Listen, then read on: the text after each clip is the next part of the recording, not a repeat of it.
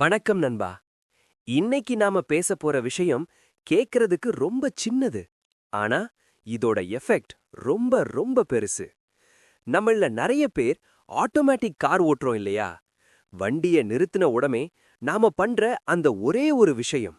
உங்க காரோட இன்ஜினை இல்ல, டிரான்ஸ்மிஷனை எவ்வளவு டேமேஜ் பண்ணுதுன்னு உங்களுக்கு தெரியுமா? ஒரு சின்ன தப்பு தான். ஆனா அதுக்கான பில் ரொம்ப ஹெவி.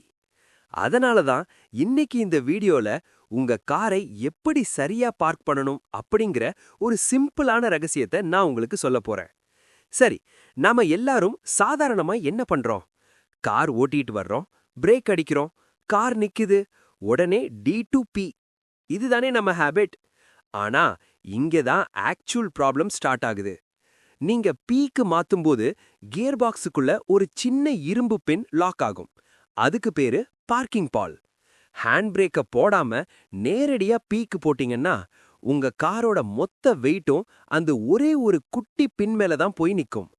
யோசிச்சு பாருங்க நண்பா.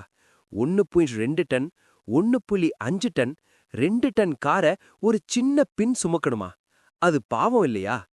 இதுக்கு சொல்யூஷன் ரொம்ப சிம்பிள். ஒரு சீக்வன்ஸ் இருக்கு. அத மட்டும் பழகிக்கிட்டீங்கன்னா உங்க டிரான்ஸ்மிஷன் லாங் லைஃப். ஸ்டெப் 1. முதல்ல பிரேக்க மிதிச்சு காரை ஸ்டாப் பண்ணுங்க. கால் பிரேக்லயே இருக்கட்டும். ஸ்டெப் 2. இப்போ கியரை டி டு என் நியூட்ரலுக்கு மாத்துங்க. ஸ்டெப் 3. இப்போதான் மெயின் ஸ்டெப். ஹேண்ட் பிரேக்க புல் பண்ணுங்க.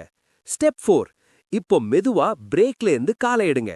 இப்போ கார் வெயிட் ஹேண்ட் பிரேக் மேல செட்டில் ஆகும். ஸ்டெப் 5. மறுபடியும் பிரேக்க பிரஸ் பண்ணி கியரை டி டு பி டு மாத்துங்க. அப்புறம் இன்ஜின் ஆஃப். இந்த மெத்தட் யூஸ் பண்ணினா பார்க்கிங் பால் ஸ்ட்ரெஸ் குறையும். கியர் ஷிஃப்ட் ஸ்மூத்தா இருக்கும். பீல ஸ்டக் ஆகிற ப்ராப்ளம் வராது. சர்வீஸ்ல unnecessary repair avoid. Resale value கூட இம்ப்ரூவ் ஆகும்.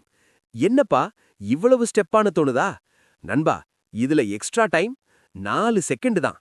ஆனா அந்த 4 செகண்ட் உங்க ஆயிரக்கணக்கான ரூபாயை சேவ் பண்ணும். முதல்ல கொஞ்சம் கான்ஷியஸா செய்ய வேண்டி வரும். ஆனா 10 தடவை பண்ணிட்டீங்கன்னா அப்புறம் உங்க கை தானா போகும். ஷார்ட்கட்ஸ் எப்போதுமே லாங் டர்ம் லாஸ் தான். உங்க காரை நீங்க உண்மையிலேயே நேசிக்கிறீங்கன்னா அந்த சின்ன பின்னுக்கும் கொஞ்சம் ரெஸ்ட் கொடுங்க. இந்த வீடியோ யூஸ்ஃபுல்லா இருந்தா ஒரு லைக் போடுங்க. உங்க ஃப்ரெண்ட்ஸுக்கும் ஷேர் பண்ணுங்க. அவங்க காரும் சேஃபா இருக்கட்டும். டிரைவிங்க இன்னும் டீப்பா அண்டர்ஸ்டாண்ட் பண்ணணும்னு நினைச்சீங்கன்னா சேனல்ல இருக்கிற மத்த வீடியோஸ பாருங்க. அடுத்த வீடியோல சந்திப்போம்.